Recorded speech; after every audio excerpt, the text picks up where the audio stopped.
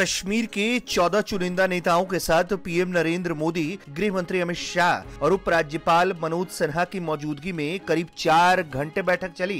इस दौरान प्रधानमंत्री ने विश्वास दिलाया कि राजनीति से उठकर सभी जम्मू कश्मीर के लिए काम करेंगे। पीएम ने कहा कि ज्यों ही डिलिमिटेशन का प्रोसेस खत्म हो जाएगा, इलेक्शन का प्रोसेस शुरू हो जाएगा। लंबी चली बैठक के बावजूद पीएम आवास से जम्मू कश्मीर का जो भी नेता बाहर निकला, उसके चेहरे पर संतुष्टि और खुशी दिखी।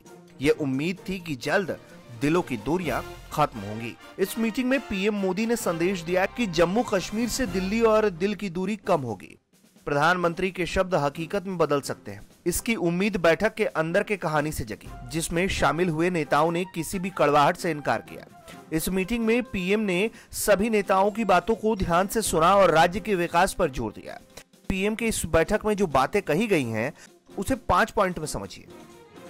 पीएम ने कहा कि जम्मू कश्मीर से दिल्ली और दिल की दूरी खत्म होनी चाहिए।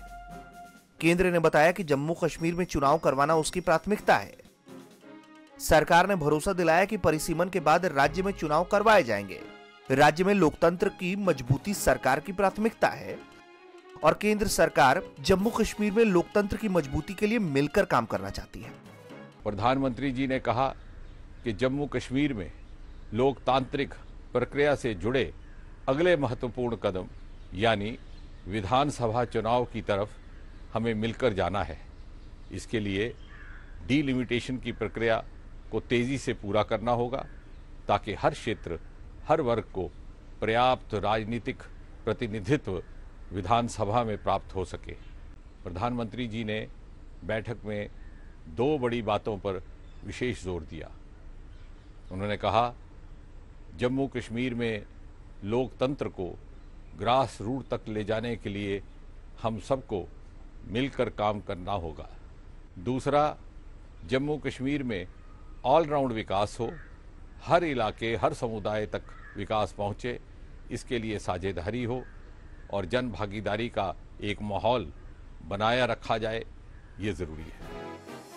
ये बैठक इसलिए अहम थी क्योंकि इसमें जम्मू कश्मीर का हर बड़ा नेता मौजूद था। वो चाहे पूर्व मुख्यमंत्री फारूक अब्दुल्ला, उमर अब्दुल्ला और महबूबा मुफ्ती हों या फिर कांग्रेस के वरिष्ठ नेता गुलाम नबी आजाद। वहीं बीजेपी के भी नेता इस बैठक में शामिल हुए। सरकार की तरफ से पीएम के अलावा गृह मंत्री अमित शाह, केंद्रीय मंत्री जितेंद्र सिंह और राज्य के उपराज्यपाल मौजूद थे। सूत्रों के मुताबिक पीएम ने जम्मू कश्मीर के नेताओं से कहा है कि राजनीतिक मतभेद भुलाकर सभी को राष्ट्रहित में काम करना चाहिए ताकि जम्मू कश्मीर के लोगों को फायदा हो।